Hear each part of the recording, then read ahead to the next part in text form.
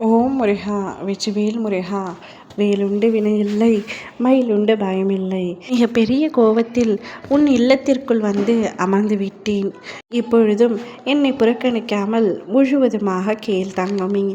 எப்பொழுதும் என்னை நம்பிக்கொண்டிருக்கும் நீ எதற்காக இப்பொழுதெல்லாம் என் மீதான நம்பிக்கை உனக்கு குறைந்து கொண்டே போகிறது? நான் எதுவுமே உனக்கு செய்யவில்லை என்ற வருத்தம் உனக்குள் இருக்கின்றதா? நான் உனக்கு அனைத்தையும் பார்த்து பார்த்து செய்ய வேண்டும் என்று நினைத்து கொண்டிருக்கின்றேன்.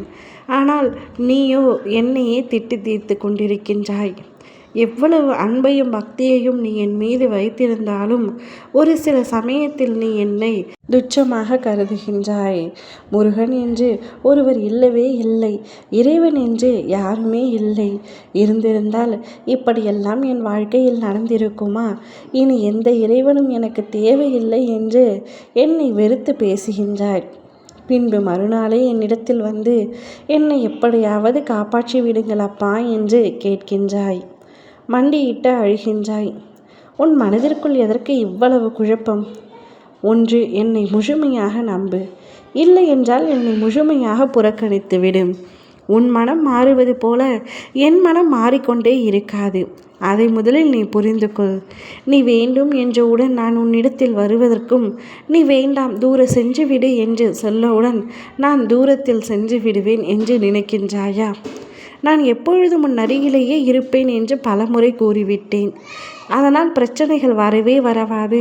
என் அப்பா என் அருகில் இருந்தால் இந்த பிரச்சனையும் என்னை நெருங்காது என்று நீ நினைப்பது உன்னுடைய முட்டாள்தனமே. பிரச்சனை, கஷ்டம் என அனைத்துமே வாழ்க்கையில் வந்து தான் ஆகும். அதை யாராலும் தடுக்க முடியாது. பிரச்சனை என்ற ஒன்று இல்லாவிடில் வாழ்க்கையாகவே இருக்காது. அனைத்தையும் எதிர்கொள்ளும் பக்குவம் உன்னிடத்தில் வேண்டும். மனதார நீ என்னை நேசித்தால், மனதார என்னிடம் வேண்டினால் நான் நிச்சயமாக உனக்கு செய்து தருவேன். கால தாமதம் ஆகிறது என்றவுடன் நீ என்னை திட்ட ஆரம்பித்து விடுகின்றாய். எனக்கு எதுவுமே வேண்டாம் என்று நீயே உன் வாயால் கூறுகின்றாய். பின்பு நான் எதை எடுத்துக்கொள்வது? நீ வேண்டும் என்று கேட்டதை எடுத்துக்கொள்ள வேண்டுமா? நீ வேண்டாம் என்று சொன்னதை எடுத்துக்கொள்ள வேண்டுமா? நீயே சொல். இத்தனை குழப்பங்கள் உனக்கு வேண்டாம். உனக்கு என்ன தர வேண்டும், தரக்கூடாது என்பது எனக்கு நன்றாகவே தெரியும். நான் அதனால்தான் உன்மேல் கோபமாக இருக்கின்றேன். எப்பொழுதும் என்னை நிராகரிக்காதே தங்கமே.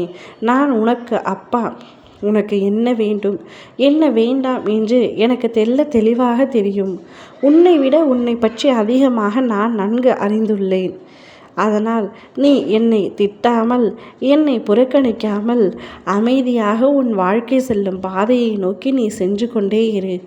உனக்கு எதை வேண்டுமோ அதை நான் உன் கையில் சரியான நேரத்தில் ஒப்படைப்பேன். எந்த கவலையும் உனக்கு வேண்டாம். நிச்சயம் உன் வாழ்க்கை சந்தோஷமாக இல்லை என்ற கோபம்தானே உனக்கு?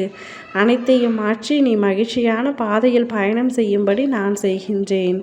ஓம் முருகா வெற்றிவேல் முருகா.